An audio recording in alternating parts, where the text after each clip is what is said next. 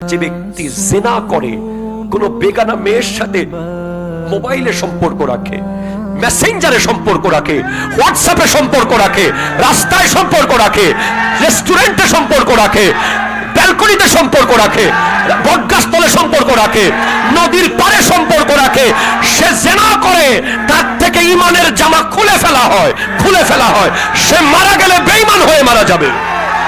তুমি কি মনে করেছো তুমি যদি কোরআনের একটা আয়াত জানতে, একটা আয়াত, তুমি 1 লাখ মেয়েকে লাথি মেরে তুমি মসজিদে আসতে?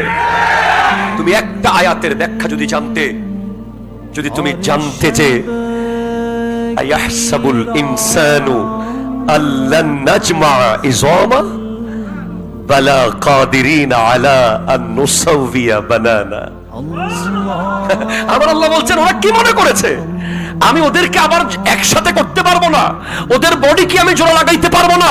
ওরা কবরের সাথে মিশে যাবে না, ওদেরকে আমি আবার আগের মতো করে ফেলবো। এমনকি ওদের ফিঙ্গার প্রিন্ট পর্যন্ত, ফিঙ্গার প্রিন্ট। আমরা ওই আল্লাহর বান্দা যিনি 1000 কোটি আঙ্গুলের মাথা বানিয়েছেন 1000 কোটি রকম। তুমি যদি জানতে ইয়াউমা ইয়াকুনুন নাসু কাল ফারাশিল মাবসুস ওয়া তাকুনুল জিবালু কাল ইহনিল মানফুস, অর্থ তুমি জানো না, তাই তুমি গার্লফ্রেন্ডকে ফোন করো। আল্লাহ বলছেন ওই দিন মানুষ পোকার মতো উড়বে, ওই দিন পাহাড় পর্যন্ত তুলার মতো উঠতে থাকবে। সেদিন এমন হবে ওয়া তাকুনুল জিবালু কাল ইহনিল মানফুস ফাআম্মা মান সাকুলাত মাওয়াজিনুহু ফাহুয়া ফি ঈশাতির রাদিয়া ওয়া আম্মা মান খাফফাত মাওয়াজিনুহু ফাউম্মুহু হাবিয়া। হাবিয়া ওই জাহান্নাম, যেই জাহান্নামে একটা পাথর ফেলে দিলে 70,000 বছর লাগবে নিচে যেতে। এটা ওই গর্ত জাহান্নামের, 3000 বছর ধরে জ্বলছে যে আগুন, ওই আগুনে ফেলে দেবে। এমন লোককে বন্ধু বানাবেন যাকে দেখলেই আল্লাহর কথা স্মরণ হয়। কি বলেন? এরকম একটা ভালো পরিবেশ খুঁজে নেন, একটা দ্বীনি সার্কেল খুঁজে নেন। Never stop learning Islamic knowledge. যারা এই যে নলেজ শেয়ারিং সেশন করে, ইসলামিক হালাকা করে, কোরআনিক স্টাডি সার্কেল করে, এই সার্কেলগুলোর সাথে আমরা থাকবো ইনশাআল্লাহ। ছেলে জানার সম্পর্ককে প্রেম বলে, ভালোবাসা বলে। ছেলে জানার সম্পর্ক কন্টিনিউ করে কেন? বিয়ে করবে আশ্বস্ত হয়ে।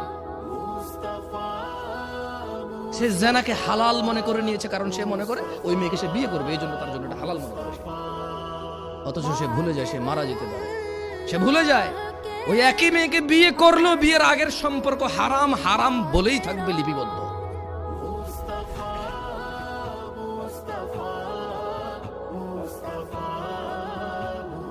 যুব সমাজ মাদকের মরণ নেশায় মেতে উঠেছে। বর্তমান সময়ে অধিকাংশ যুবক মাদকে আক্রান্ত, ধ্বংসের অবলীলায় নিপতিত হতে দেখা যায়। বিভিন্ন ধরনের মাদকের সয়লাভ যুবকদের মধ্যে ছড়িয়ে পড়াতে তারা কোনো না কোনো উপায়ে নেশাগ্রস্ত হয়ে পড়েছে। যারা নেশা করে তারা অধিকাংশই জানে নেশা কোন রকম উপকারী বা ভালো কাজ নয়, এবং তা মানুষের জীবনাশক্তি বিনষ্টকারী।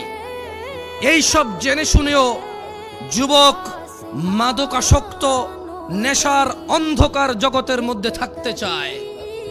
ও থাকতে চায় নেশায় বিভোর হয়ে, উদাসীনতায় মেতে থাকতে চায়, এটা জেনেও যে নেশা ওকে ধ্বংসের সর্ব উচ্চ পর্যায়ে নিয়ে যাবে, ধ্বংসের সর্বশেষ পর্যায়ে নিয়ে যাবে, এটা ও জানে, তারপরও সে মেতে থাকতে চায় নেশা।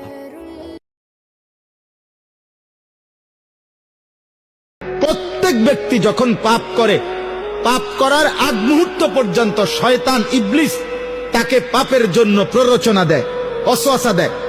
যখনই সে পাপ শুরু করে, মদ খাইতে শুরু করে, জুয়া খেলতে শুরু করে, উলঙ্গ ছবি দেখতে শুরু করে, সুদের টাকা যখন হাতে নেয়, ঘুষের টাকা যখন হাতে নেয়, নারী যখন বেপর্দা হয়, আল্লাহর কসম, আল্লাহ কোরআনে বলছে ফালাম্মা কাফারা ক্বালা ইন্নী বারীউম মিনকা ইন্নী আখাফুল্লাহ রব্বাল আলামিন।